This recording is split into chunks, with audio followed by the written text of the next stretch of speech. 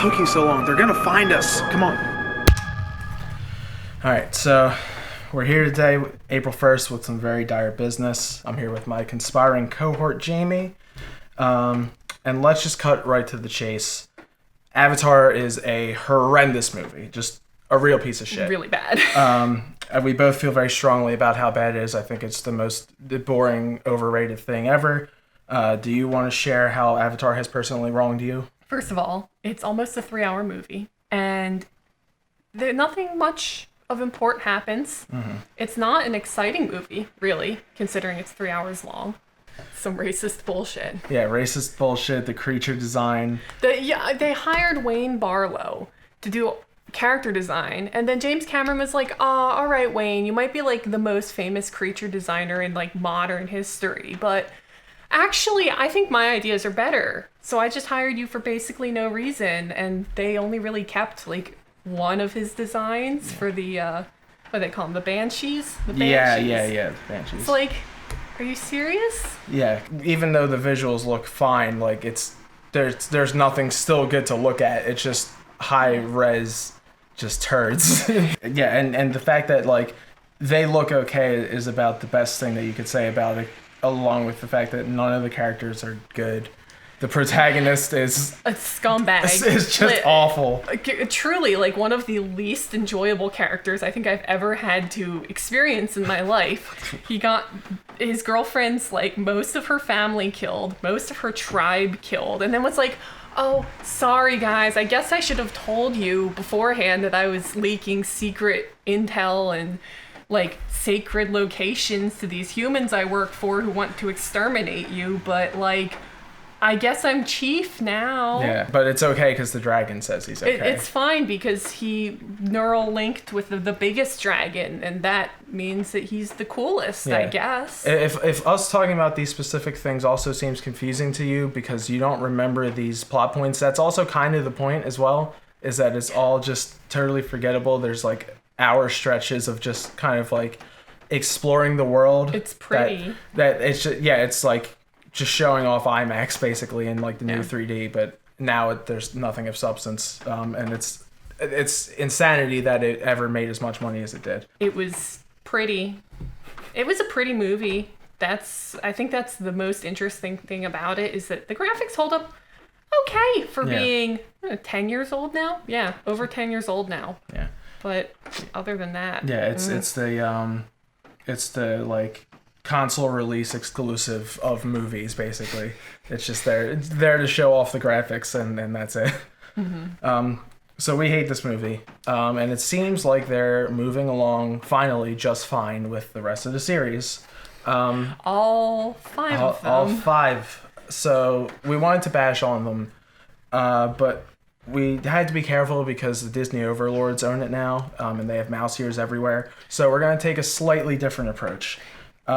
With everything that we've learned about the direction of the sequels so far, it just seems like it's going to be the same shit. They're just setting up 4 terrible movies. Yeah. And I'm not just saying that because everything we've read about them completely overrode our original video idea. Instead of just completely bashing on the whole concept of an Avatar universe, we are going to help fix the sequels.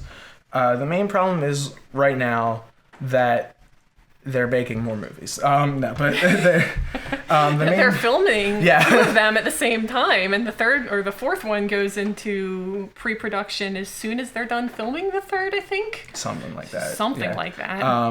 So the actual main problem is that from what we've learned through our intel, that they want all the movies to be standalone, which is roughly mostly standalone, like still the same characters, like the same family. They're talking about Jake and Neytiri's family, but he said they're mostly going to be standalone movies, which I think is just a bad decision in the current climate of the film industry.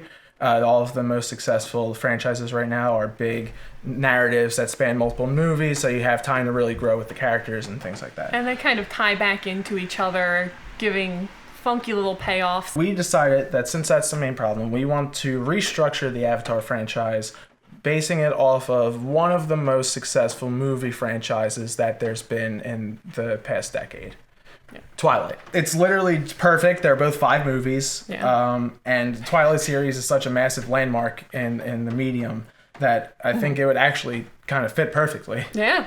And there's a lot of similarities actually in the worlds and the plot lines, honestly. Mm-hmm. Yeah, so let's get into that part. Let's get into similarities because let's talk about Avatar 1 some more, unfortunately. And on the surface, they do seem like very different movies, but if you look at the general flow and the themes of everything, they're really actually very surprisingly similar. Yeah, more than you would expect, for sure. If you haven't rewatched Avatar in a while, and I wouldn't blame you, like we said, the basic plot is that this guy Jake is a human who is controlling this alien avatar to blend in with the natives of the planet of Pandora. He's trying to get like information for the military who's working behind the scientist's back. Like a militia. Yeah, it's not even really the military. It's like a militia who wants like the resources and stuff. And unobtainium. Yeah, unobtainium. That's very, very unique. That could be its own video. Going in, basically colonizing. They don't care about what they destroy. Literally colonizing. Yeah, and Jake falling in love with the people, and mostly Neytiri has a change of heart and wants to save the planet and stop the militia. But if we take it a step back, it's about an outcast human who is totally out of his element and doesn't really fit in with like the people around him. He wasn't really even supposed to be in that world. It was kind of a freak coincidence. Right. So, both Jake and Bella, outsiders in their own race, basically in their own kind. Then they're introduced to this new, totally different world from theirs, being the Na'vi and the vampires. They're kind of cautious and like curious about it at first because they don't really know what's going on, but it's kind of magical. And then they start to fall in love. Both of them, especially with the runtime of Avatar and how much we ultimately see Neytiri and Jake together. Both of the movies are kind of romance movies. Yeah, I mean it's the driving force behind most of the plot, I would say. Otherwise, Jake would never have made any sort of connection with Neytiri or the Na'vi. And if there wasn't the budding romance between Bella and Edward, I believe probably she would have just gone about her life as usual as well. Yeah, exactly. And I think, like you said, Jake kind of got thrust into this situation. It's all entirely new for both of them, and they start to fall in love with kind of this representative of the species. They start to fall in love. They kind of ignore their own safety. Bella obviously is hanging around with creatures that could kill her. And most of them kind of want to some extent. Yeah, and then Jake is ignoring his original mission. And he's also ignoring his safety. He's running around in a body he's not familiar with. Yeah, like tens of stories up in the sky on these narrow little slippery vines and stuff, Tarzan style. Yeah, he does also get eaten in the 10 minutes that he's first there too. Yeah. So then you introduce kind of like the antagonists are peppered in throughout the beginning, and then they really start to come in wanting to kill the romantic couple and all the people around them, whether it's the nomadic vampires in Twilight or it's the militia like we had said before. It's kind of a forbidden love thing because they're of two different worlds, aren't really supposed to be together. The new species is very hesitant about this human coming in, basically, and that they could endanger everything, which they do. Lots of narration, which I didn't remember until we rewatched Avatar, how much narration there is. Yeah, a lot of internal monologuing from Jake. Lots of narrative from a very edgy human perspective. With Bella, it's kind of like, I'm not like the other girls, and with Jake, it's, oh, my brother's dead. Yeah, my brother's dead. I'm in this crazy new world. I'm not even supposed to be here. Yeah. Look at me. I'm like the only military guy here, except there's so many others. I never quite got that. And I'm in a wheelchair, and everyone is a piece of shit right here. Yeah, to be fair, everyone is a piece of shit to Jake. Yeah. But,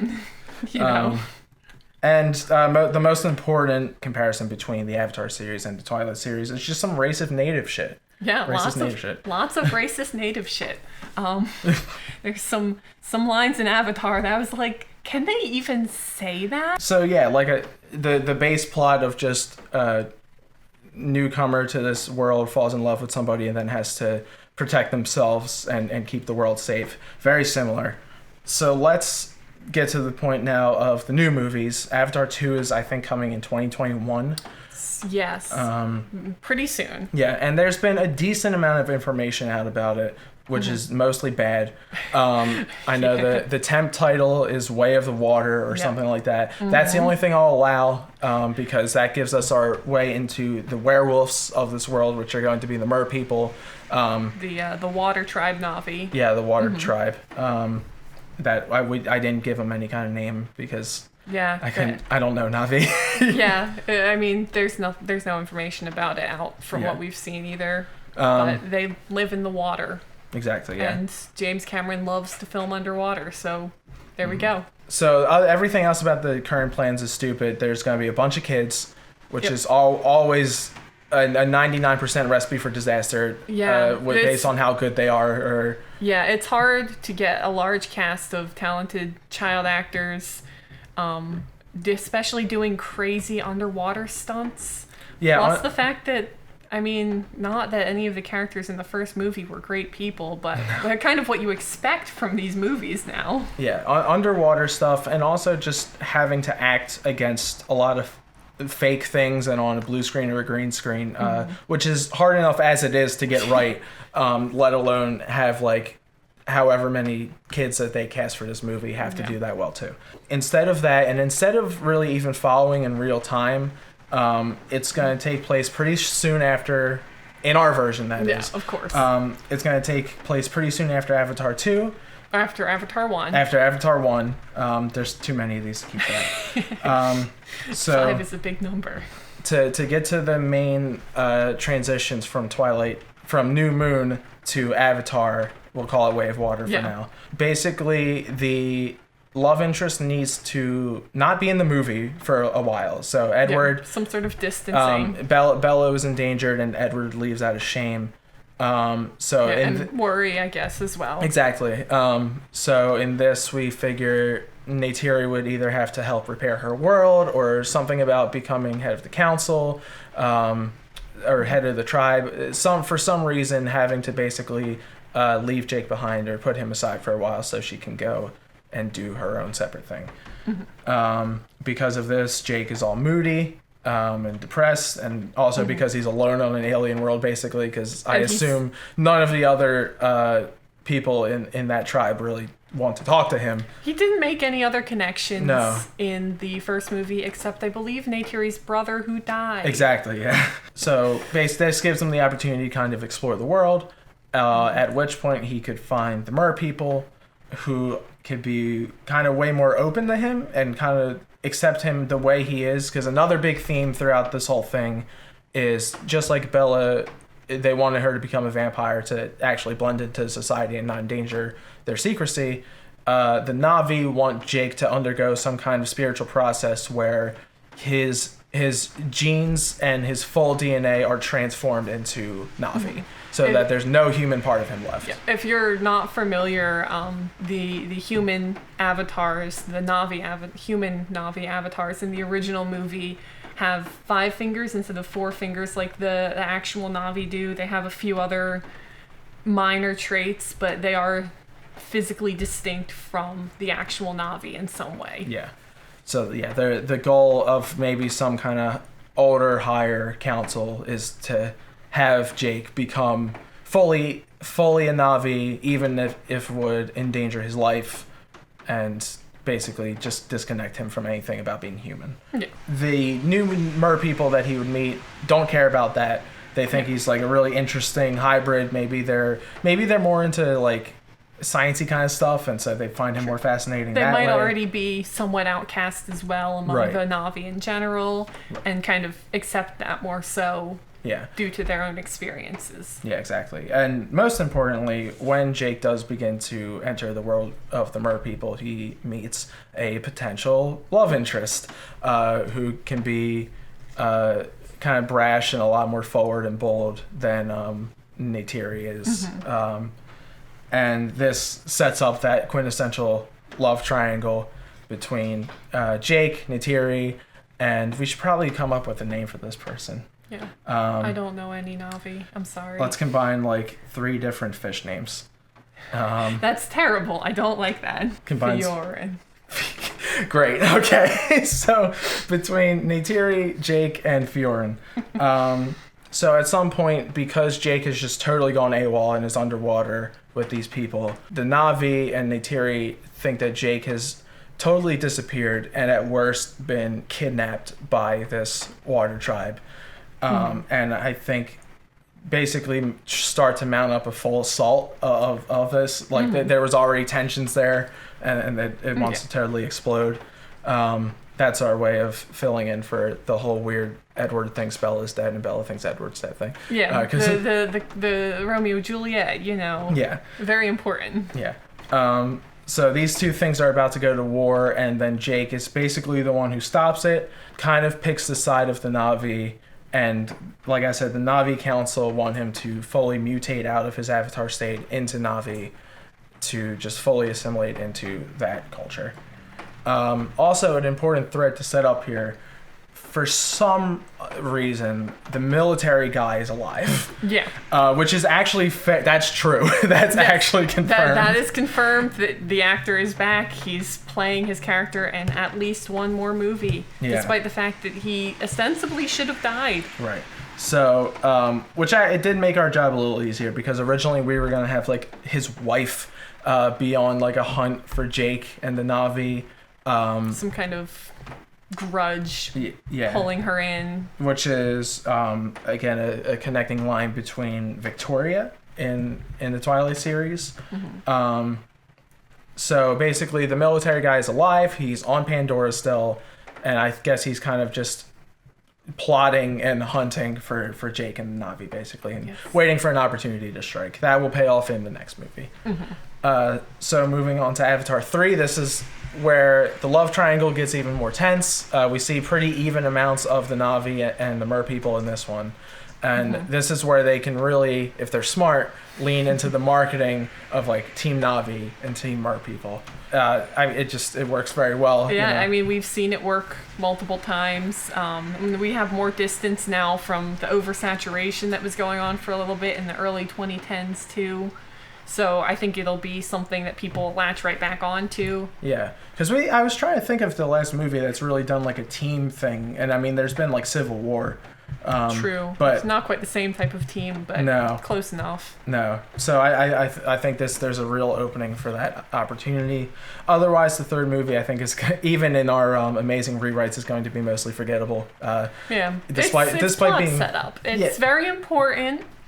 It's a money grab, but I mean, this is Avatar 3 of 5 we're talking about here. It's gonna be a money grab no matter what you do. Exactly, yeah. Basically just a bunch of still continued tensions between Neytiri and Fiorin vying for Jake's attention and romantic interest. Of course, at this point, Jake and Neytiri have not had kids yet. That's the main difference is James Cameron got a little bit right in that they should have kids at some point, but he's totally wrong because that needs to wait until like the last couple movies. A little bit later. It's the payoff. I mean, you want to know about these kids, but you've got to work up to that, you know? You have to care about their parents first. Yeah. And after Avatar 1, I can't say I really did. No. So lots of just tension between those two. Get a lot more depth into the Mer people's background and where they came from, why they separated from the Na'vi. Considering at this point we're still probably mostly on the Na'vi side because that's who we started this whole universe with. Yeah. So kind of just giving it more reason, like that maybe the Na'vi wronged the Mer people in some way, and that's why they were driven into the seas long ago. And the main conflict of this is the army dude. I don't even feel like looking up his name. Colonel Jerk. Colonel Jerk. He's kind of finally plotting his revenge. He's got like the technology, maybe some drones or something. He's probably a cyborg or something now. Yeah, exactly. So he's finally on the hunt for Jake and to societies have to work together to keep Jake safe and to finally put an end to this dude. Yep. Which they do successfully in the movie, and the three of them are kind of more of a happier group at this point. Yeah, they're starting to become friends. The most important thing about this is that Jake does finally side with the Na'vi, and to fully just consummate and seal this, Neytiri offers him basically the position of chief of the Na'vi. And which, I mean, he had kind of a de facto thing going on, being the rider of Toruk, the large dragon, as opposed to the slightly smaller dragons. But make it official, make it a legit thing. Yeah, make it official so that he's in charge. He is basically confirmed that he's going to change at some point from Avatar to full Na'vi, and this is basically the stand-in for Edward proposing. Yeah. And they also kind of lock in their romantic relationship as well at this point. Avatar 4 is just basically really just a weird porno. It's James Cameron's sickest fantasies put to screen. I fully expect there to be like a patent for like a Avatar sex toy.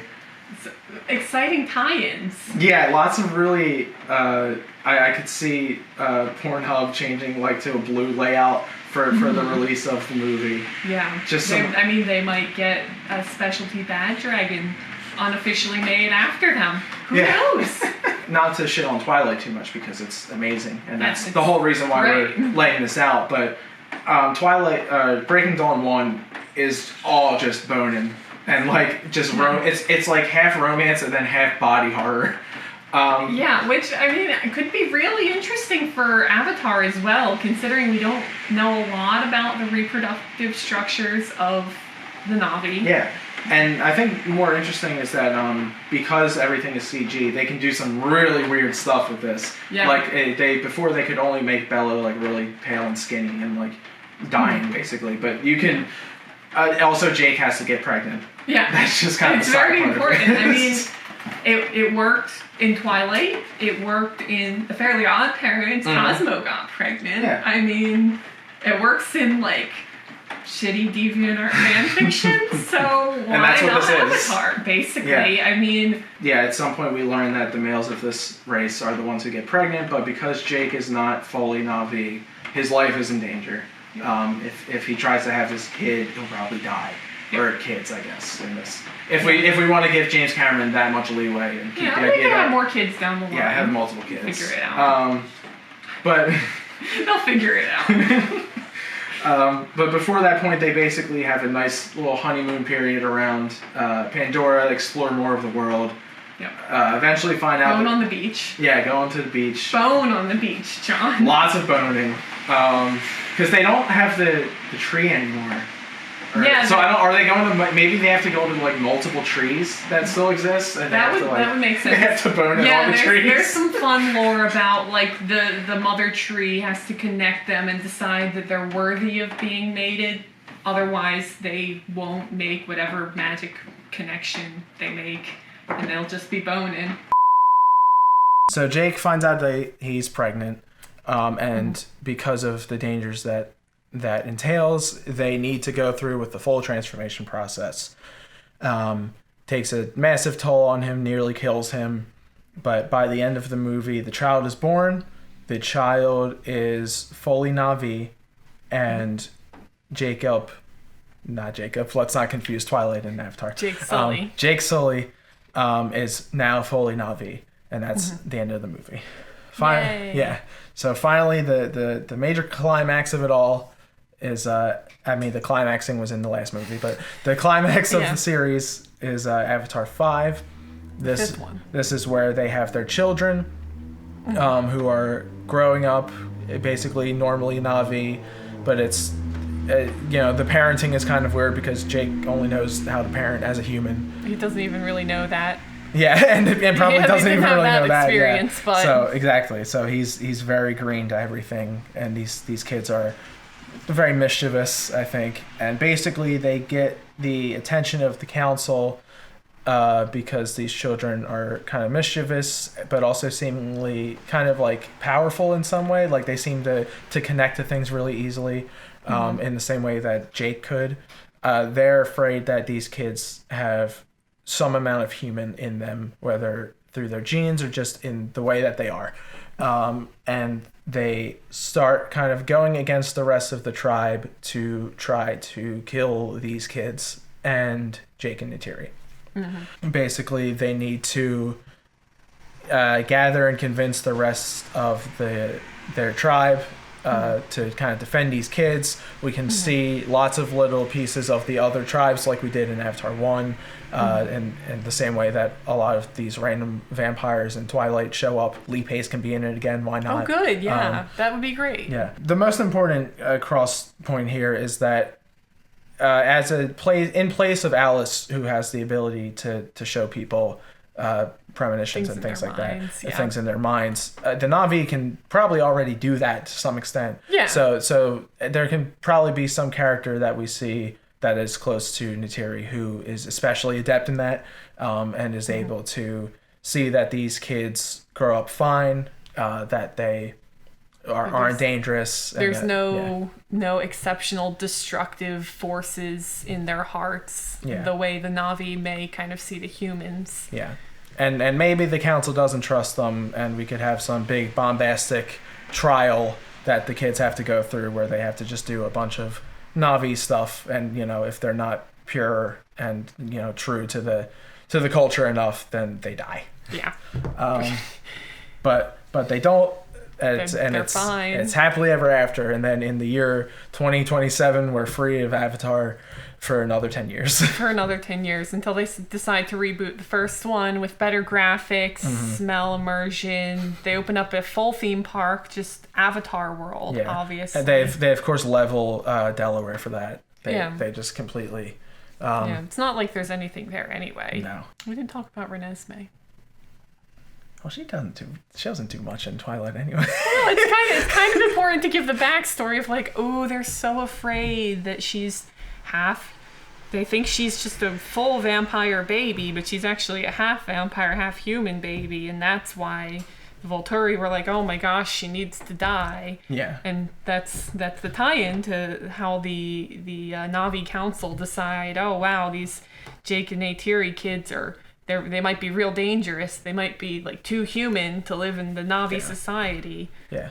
Well, yeah, what you said. I was running under the assumption that everyone has seen Twilight, as they should have. But some people need reminding. It's been a while. I was also confused exactly what the deal with Renesmee was. It's very unclear. But good point. That's the whole reason in the Twilight series is because the council doesn't trust the nature of Renesmee, basically. Yeah. We kind of had to flip that in Twilight they're afraid that she is she's a child vampire. Yeah, who's never going to age and who's got the childlike impulses and vampire-like powers. Yeah, exactly. But it's flipped in the other way, where in Avatar 5 the council wants these children to be full Na'vi. To avoid, again, the human's destructive nature and... Exactly. Whatever. Yeah. So that's basically the gist. If these 5 movies can line up pretty easily, you go from the introduction of a self-insert character, entering into this world and protecting themselves and saving this world in some way. Move on to the next one where you introduce a second culture and introduce a love triangle and basically start to build that tension. In the third movie, you give a little more backstory so that it's a totally even split. You're not sure who they want to go with. Yeah, and they sell lots of posters. They market that out the wazoo. The antagonist that started in the first movie is now dead by the third movie. By the end of the third movie. Yeah, by the end of the third movie. Move on to the fourth, which is half just happy wish fulfillment for the winners of the Na'vi versus Mer people debate, because the Na'vi win. And then half of just total horror as Jake is about to die. Then movie 5, we get the big payoff. Finally, they have their kids like James Cameron wants, and we get to see them kind of operating as a family. Yay! And that's how you make a good Avatar series. So take note, James Cameron, because we don't want to sit through 4 more movies of total fun. There they are! Get those! those bastards! Go, go! Ugh. Where are you taking us? To the most magical place off Earth.